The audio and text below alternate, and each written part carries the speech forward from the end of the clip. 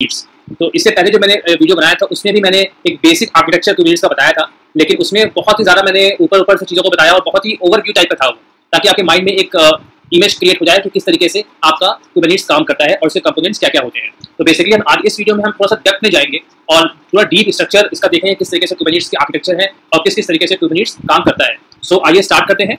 तो बेसिकली एक क्लस्टर क्या होता है? एक क्लस्टर होता है combination of worker nodes and manager nodes. एक वर्कर नोड और एक मैनेजर का नोड मिला के बनता है क्लस्टर। अगर हम इसके और डेप्थ में जाते हैं तो एक क्लस्टर के अंदर होते हैं नोड और पॉड का कॉन्सेप्ट। नोड के अंदर पॉड्स होते हैं, पॉड्स के अंदर कंटेनर होते हैं। एक नोड के अंदर बहुत सारे पॉड हो सकते हैं और एक पॉड भी हो सकता है, और एक पॉड के अंदर बहुत सारे कंटेनर भी हो सकते हैं और एक कंटेनर भी हो सकता है, और एक क्लस्टर के अंदर बहुत सारे नोड हो सकते हैं और बहुत सारे मैनेजर हो सकते हैं। तो फिलहाल हम यहाँ पर एक मैनेजर नोड के बारे में यानी कि एक मास्टर नोड के बारे में हम पढ़ने वाले हैं डेप्थ में। सो आइए देखते हैं। सो बेसिकली अगर बात करूँ मैनेजर नोड की तो उसके अंदर चार चीजें होती हैं, चार कंपोनेंट्स होते हैं उसके। पहला होता है शेड्यूलर, दूसरा होता है एपीआई सर्वर, तीसरा होता है कंट्रोल मैनेजर और चौथा होता है ईटीसीडी। करेक्ट। सो बेसिकली अगर नाम से ही देखें तो काफी चीजें क्लियर हो जा रही है।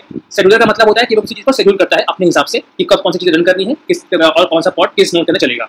एपीआई सर्वर क्या होता है? एपीआई हमेशा किसी चीज से इंटरैक्ट करने के लिए यूज होती है। उसके बाद है कंट्रोल मैनेजर, किसी चीज को कंट्रोल करने के लिए, और ईटीसीडी यानी कि उसका स्टोरेज एरिया। सो इसको आइए डेप्थ में पढ़ते हैं। तो बेसिकली सबसे पहले करेंगे हम एपीआई सर्वर। तो API server used for communication JSON over HTTP API. Expose API for almost every operation user interact with these API using a tool called kubectl or UI through a dashboard. kubectl is a Go language binary. तो basically क्या होता है कि आपकी जो API server होती है वो अपनी कुछ API एक्सपोज करता है और उसी API से हम क्लस्टर को मैनेज करते हैं, उससे हम बात करते हैं और उससे हम इंटरैक्ट करते हैं। तो API सर्वर एक API को एक्सपोज करेगा और उस API को यूज करके हम उससे इंटरैक्ट करेंगे। हम दो तरीके से उस API से इंटरैक्ट कर सकते हैं, एक UI यूजर इंटरफेस यानी कि डैशबोर्ड के थ्रू, दूसरा होता है कमांड लाइन इंटरफेस यानी कि kubectl। ये बहुत ही फेमस इंटरव्यू क्वेश्चन है कि API सर्वर को आप कमांड लाइन इंटरफेस से किस तरीके से यूज कर सकते हैं। तो उसमें होता है एक टूल kubectl जो कि एक Go लैंग्वेज की बाइनरी है। करेक्ट। तो I hope API server clear हो गया होगा। उसके बाद हम बात करते हैं शेड्यूलर के लिए। तो scheduler pods, schedules pods across multiple pods. A scheduler watches for newly created pods that have no nodes assigned.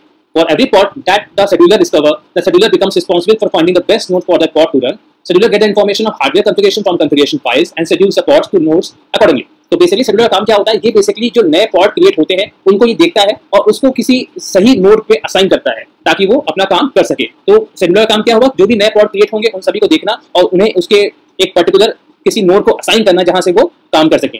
और ये शेड्यूलर को ये सारी इन्फॉर्मेशन कहां से मिलती है? जो हम उसकी कॉन्फ़िगरेशन फाइल में लिखते हैं, उस कॉन्फ़िगर फाइल में हम ये सारी इन्फॉर्मेशन देते हैं शेड्यूलर की और उसके हिसाब से वो पॉड्स को शेड्यूल करता है नोड्स के अंदर।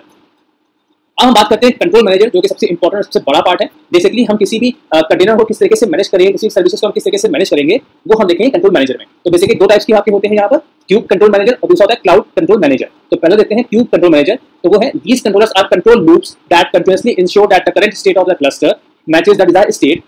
They watches the cluster is the current cluster state stored in etcd through the Kuber API server and create, update and deletes resources necessary. तो कंट्रोल मैनेजर में जो क्यूब कंट्रोल मैनेजर उसका काम क्या है कि वो बेसिकली उसका ये काम है कि वो कंटिन्यूअसली हर क्लस्टर को चेक करता रहे और वो उसकी हेल्थ देखता रहे और ये देखता रहे कि उसका जो डिजायर्ड स्टेट हो वो उसका स्टेट सही है नहीं है, जो उसका करंट स्टेट है वो बिल्कुल हेल्दी स्टेट में है नहीं है। और ये इन्फॉर्मेशन उसे कहाँ से मिलती है? क्यूब API सर्वर जो कि आपका ETCD के अंदर स्टोर होता है, वहां से वो इन्फॉर्मेशन गैदर करके वो हमेशा क्लस्टर को कंपेयर करता रहता है और अपने हिसाब से उसे क्रिएट, अपडेट और डिलीट करता है जैसे उसे रिक्वायरमेंट पड़ती है।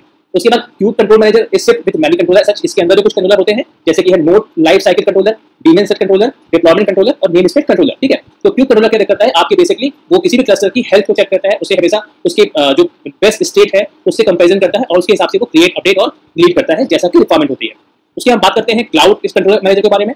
तो cloud controller manager is responsible for managing the controllers associated with built-in cloud providers. These controllers are dedicated to abstracting resources offered by individual cloud providers and mapping them to Kubernetes object.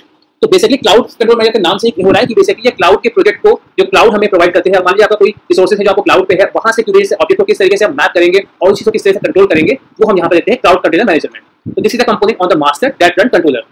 तो basically इसके अंदर भी चार चीजें हैं। Node controller for checking the cloud provider to determine if a node has been detected in the cloud after it stop responding. तो node controller क्या करता है? किसी भी नोड को हमेशा चेक करता रहता है कि वो जब क्लाउड के अंदर है तो वो कौन सा नोड है जो काम कर रहा है, कौन सा नहीं काम कर रहा है, ये सब चीजें देखना नोड कंट्रोलर का काम है। Route controller responsible for setting up network routes on your cloud. तो राउट कंट्रोलर क्या करता है? नेटवर्क आपका बनाता है क्लाउड और आपकी मशीन के बीच में। Service controller responsible for load balance on your cloud against service of type load balancer. तो सर्विस कंट्रोलर क्या होता है? बेसिकली एक लोड बैलेंस करता है आपके नोड्स के बीच में, क्लाउड और आपके मशीन के बीच में, और volume controller for creating, attaching and mounting volumes and interacting with the cloud providers to orchestrate volume. तो वॉल्यूम कंट्रोलर क्या करता है? वॉल्यूम कंट्रोल करता है, उसको वॉल्यूम को क्रिएट करता है, अटैच करता है, माउंट करता है आपके क्लाउड प्रोवाइडर के हिसाब से, जिस तरीके से उसे वॉल्यूम को क्रिएट करना है, डिपेंड करता है कि उसकी स्टेट क्या है, और डिपेंड करता है कि जैसा रिक्वायरमेंट हो उस हिसाब से उसके वॉल्यूम को क्रिएट, अटैच या माउंट करता है। तो आई होप यहाँ तक कोई डाउट आपको नहीं होगा। उसके बाद लास्ट टॉपिक है हमारा ETCD।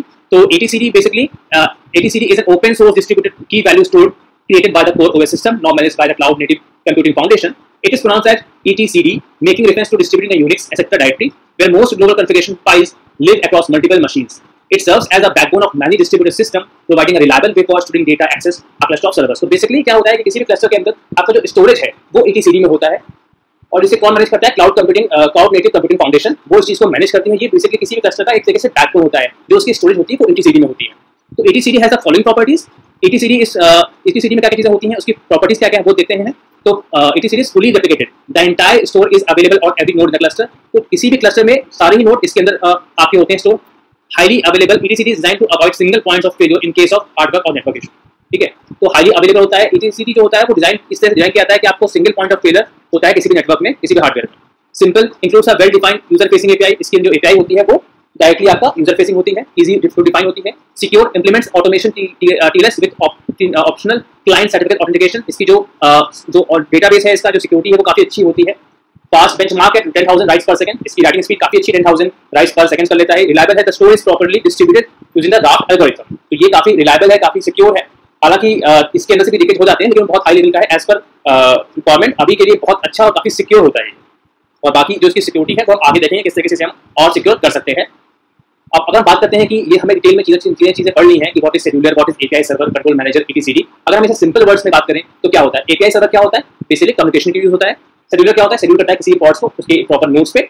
Control manager runs controller को रन करता है और चीजों को मैनेज करता है। ETCD open source distributed key value database है और OS का। ठीक है, तो बेसिकली अगर आप बात करें तो कोई भी चीजें जो होंगी वो डायरेक्टली आपकी API सर्वर से ही आपकी कनेक्टेड होती है, क्योंकि API सर्वर जो होता है इसकी ही API होती है और इसके थ्रू ही आप ETCD से इंटरैक्ट करते हो। तो कोई भी चीज आप कनेक्ट करने के लिए जो आपका इंटरफेस है, जो आपका फ्रंट फेस है, तो क्या है? API सर्वर है, ये API को एक्सपोज करता है और उसके थ्रू आप इसको कंट्रोल करते हो।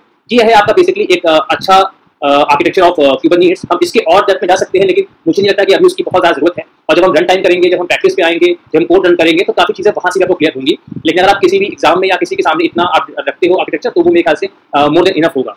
तो आई होप ये वीडियो आपको पसंद आया होगा और इसमें आपको कोई डाउट नहीं होगा। अगर फिर भी कोई डाउट होता है तो आप प्लीज कमेंट में मुझे बताएं, मुझे बहुत खुशी होगी आपकी हेल्प करने में और आपकी प्रॉब्लम को सॉल्व करने के लिए। अगर आपको ये चीज़ एक बार में समझ में नहीं आई है तो वीडियो को आगे पीछे करके 2 बार 3 बार में देखें, डेफिनेटली आपको ये सारी चीज़ें क्लियर हो जाएंगी। और अगर मेरे चैनल पर नए हैं तो प्लीज़ अपने चैनल को लाइक करें, सब्सक्राइब करें और अपने फ्रेंड के साथ से आप शेयर भी कर सकते हैं। डिस्क्रिप्शन में टेलीग्राम का लिंक भी है, टेलीग्राम चैनल का, आप उससे भी मुझसे बातें कर सकते हैं और वहाँ पर आप कोई भी अपनी प्रॉब्लम्स को रख सकते हैं रिलेटेड टू डॉकर या कुबरनेटिस। मैं पूरी कोशिश करूँगा कि आप ये प्रॉब्लम है वो सॉल्व वहाँ पर भी की जाए। ठीक है, तो थैंक यू।